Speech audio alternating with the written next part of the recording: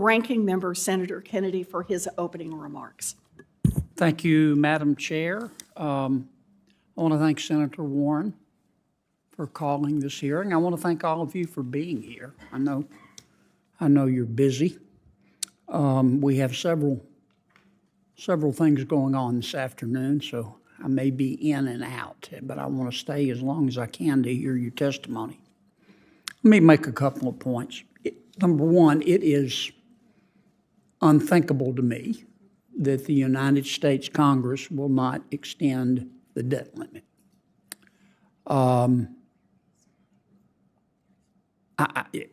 I can tell you the United States, this United States senator will not vote to halt on America's debt. Now, we have a lot of it, but there's a moral principle involved and a practical principle involved. And if you're going to have a party, you got to pay the band. And it's time for us to pay the band, and we're going to do it.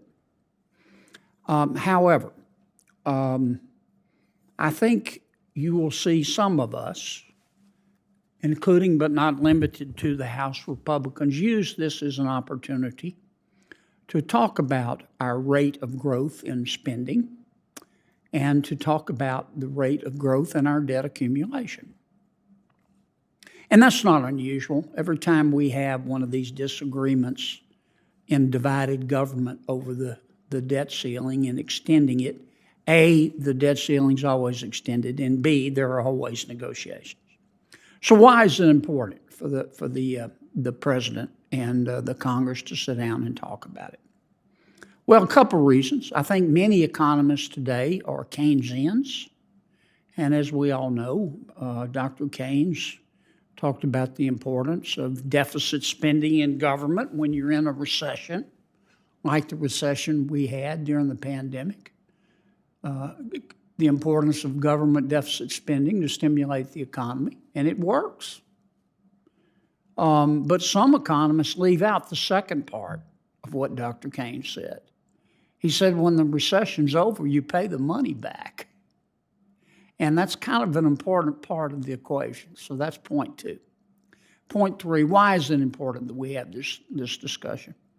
The chair and I had a hearing this morning, and other senators with Chairman Jay Powell. And he's being cast to be very careful in his answers. I understand that. But here, in my opinion, is what's going on at the Federal Reserve. The Federal Reserve is raising the federal funds rate. Why is it doing that? It's trying to slow the economy. What does that mean? Well, it means the Fed is trying to lower GDP. But how do you measure that? How do you measure success in cooling the economy? Chairman Powell wants to talk about the nexus between supply and demand. I understand why he talks like that, but here's what's going on. You measure you measure the effect of interest rates and rising interest rates and unemployment. Okay, that's what it means when you cool the economy. The job of the Fed to curtail inflation is to put people out of work. That's its job. And I am convinced that the Federal Reserve is going to do that. Now, Chairman Powell is not trying to reduce prices. We're going to live with these new high prices a long time. He's trying to achieve disinflation, which means a reduction in the rate of growth of inflation. Since the 1950s, we've had 10 periods where we had to work for disinflation. We had inflation was too high. We wanted to get it down. In every instance where we were able to achieve disinflation, we did it by raising unemployment. And the average over a 50-year period to reduce inflation by 2%, you had to increase unemployment by 3.6%. Now, today, inflation is 6.4%. The unemployment rate is, 3.4%. So, based on history, in order to get inflation down to 2%, you can do the math. Chairman Powell, if he acts on his own, just using monetary policy, will have to raise rates to 10.6%. And that's going to put a lot of people out of the work. I believe, and I think history demonstrates this as well, that I know we can put fewer people out of work if Congress works with Chairman Powell on the fiscal side. Powell's in charge of monetary policy. Congress is in charge of fiscal policy.